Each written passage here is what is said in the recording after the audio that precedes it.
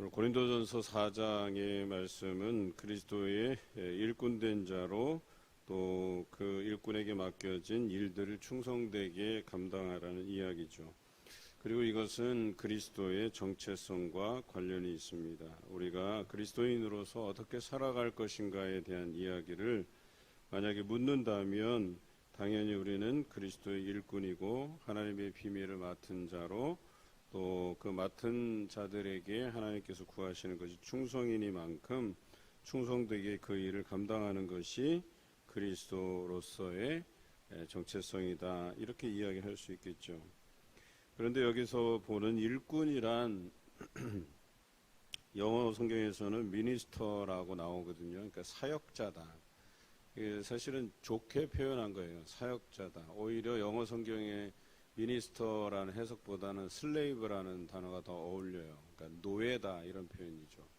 그러니까 사도 바울은 자신이 그리스도의 일꾼된 자로 표현하는데 그냥 미니스터, 그러니까 사역자가 아니라 더 낮추어서, 자신을 더 낮추어서 저 배 밑에서 일하는 노젓는 사람, 이게 헬라어 원문으로 해석하면 그러니까 그 일에서 더 이상 헤어나올 수 없는, 그냥 그 일을 천직으로 알고 저 배 밑에서 그냥 노젓는 일로서만 자기 평생을 보내야 되는 노예, 이런 뜻이에요.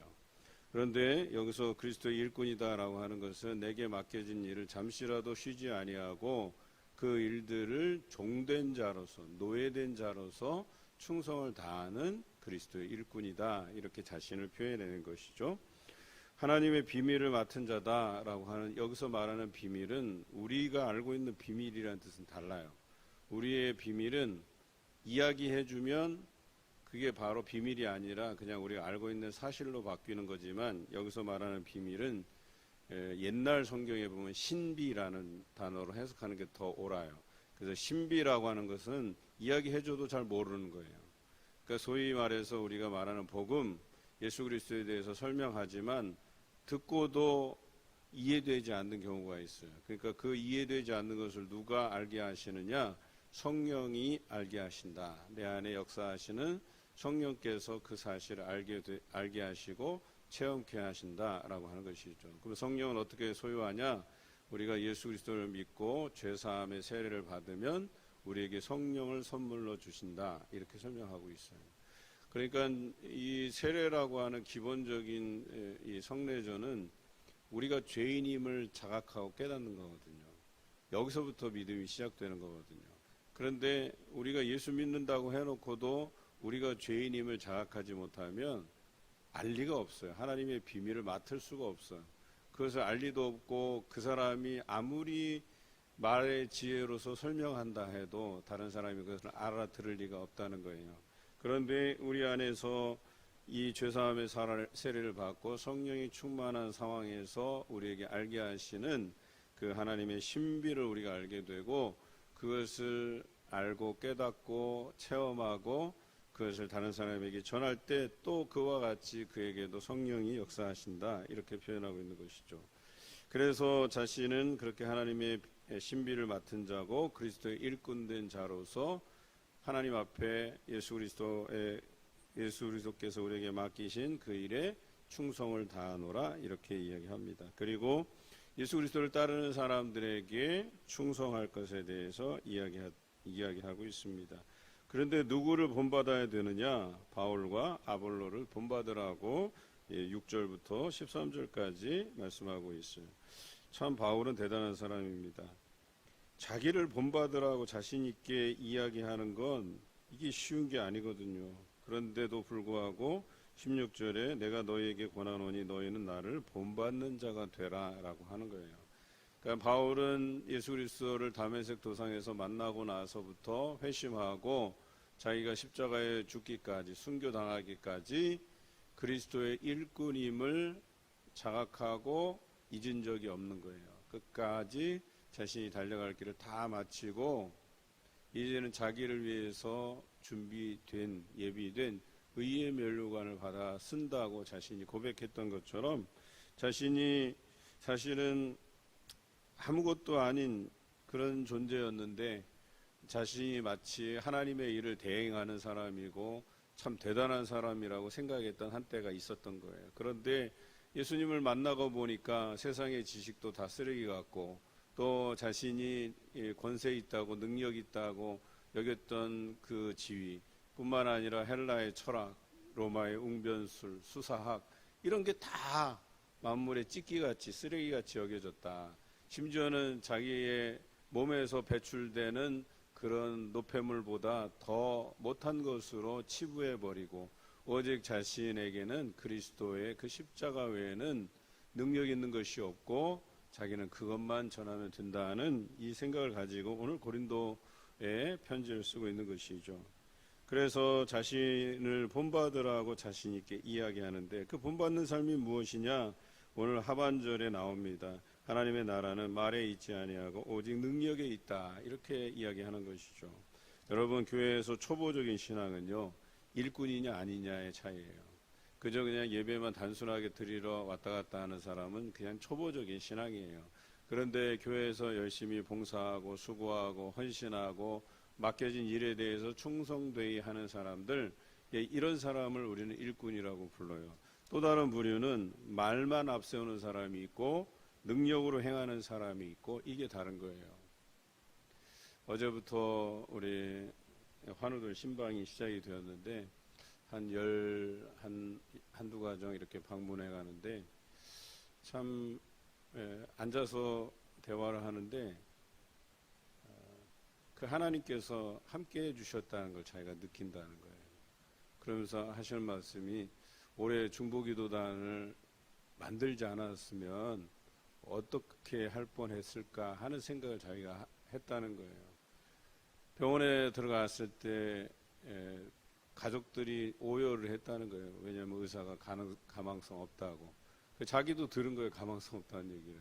그리고 자기는 저 구석에 그냥 중환자실 구석에 그러니까 그분 말로는 처박혀서 그냥 내버려지듯이 그래서 의사가 5명이 왔다 갔는데도 이제 가능성 있는 이야기들을 안 하니까 그런데 하나님께서 우리 중보기도단의 그 기도를 들으시고 온 성도들이 기도해 줘서 그런 능력을 체험할 수 있다. 이게 기적이 아니고 뭐냐. 그런데 중요한 것은 그거예요. 하나님의 나라는 말에 있지 아니하고 능력에 있다는 거예요. 하나님께서 보여주시고 체험케 하시고 그럼에도 불구하고 말로써 하려는 자들이 있다는 거예요. 생색내기하고 또 자기는 행함이 없는데 말로 이래라 저래라 이렇게 해야 된다 저렇게 해야 된다 말로써 뭔가를 해보려고 하는데 여러분 거기 보면 이것은 교만한 자들의 말이라고 이야기되어 있어요. 여러분 교만한 자들의 말, 교만한 자들이 말이 많다는 거예요. 그런데 말 많은 사람의 공통점은 이게 저는 이 얘기 하는 게 좀 부끄럽긴 한데 안에서 새는 바가지 밖에서 안 셀까. 이게 맞는 말이에요. 안에서 할 말이 그렇게 없는지 교인 뒷담화하고 교회가 이래서 안 된다고 교회 비판이나 하고 이게 복음의 걸림돌이 아니고 무엇이겠냐라고 하는 거예요. 차라리 우리가 좀 잘못한 거 실수하는 거 없지 않아요. 있어요. 그런데 그거는 차라리 덮어주고 불쌍히 여겨주고 긍휼히 여겨주는 게 맞는데 그걸 굳이 끄집어내서 우리 성도들한테도 안 좋은 영향을 미치고 나가서도 안 좋은 소문을 내는 것 여러분 그것이 성령을 회방하는 게 아니고 무엇이겠냐는 거예요. 그렇게 입이 심심하면 차라리 내가 그리스도로 변화를 받아서 성령의 충만함을 입고 그럴 말 할 수 있는 시간이라면 차라리 복음을 전하시라는 거지. 복음을.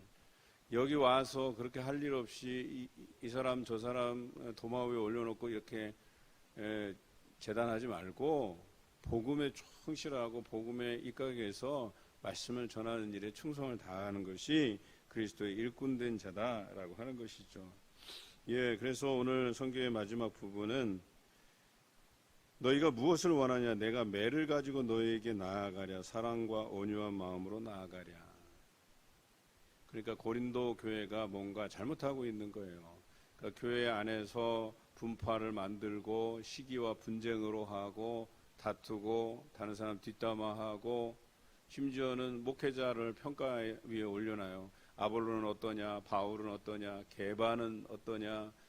야, 차라리 그냥 그리스도파를 만들어서 우리끼리 놀자. 이런 일들이 교회 안에서 빈번하게 일어났다는 거예요. 그런데 오늘 사도 바울은 말을 아끼라는 거예요. 하나님의 능력은 말에 있지 아니하고 오직 능력에 있다. 즉 여기 능력은 무슨 능력이에요? 복음의 능력에 있다. 복음의 능력이라는 것은 하나님의 말씀을 믿고 그대로 실천하고 또 그 말씀이 주시는 그 은혜로서 우리가 일들을 감당할 뿐 아니라 그 말씀이 선포될 때에 그 말씀이 능력 있게 사람들 앞에 임한다라고 하는 것이죠.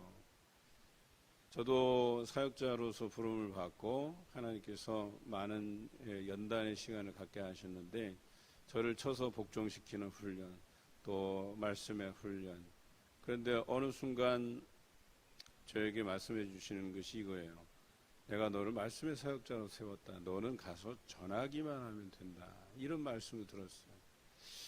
나는 그동안 제가 가진 지식과 여러 가지 언변, 웅변술 이런 걸로 뭔가 하나님에 대해서 제대로 풀고 개연성 있게 설명하고 이것이 단 줄 알았는데 그게 아니라는 거예요. 그냥 너는 전하기만 하면 된다는 거예요.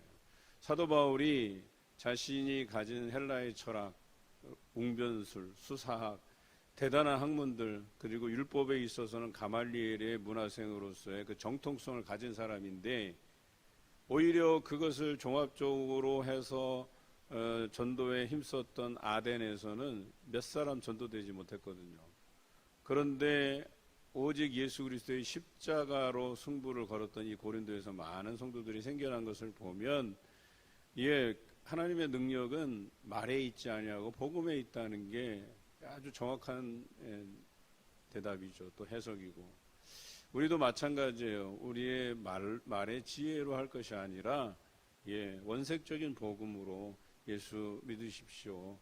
예수 믿고 여러분 가정이 구원을 받아야 됩니다. 우린 다 죄인이기 때문에 멸망당할 수밖에 없는데 우리 스스로가 이 죄성 때문에 구원받을 수 없기에 예수 그리스도의 이름을 힘입어서 구원받기를 바란다는 이 복음적인 메시지가 오늘날 제대로 전해지고 있는가.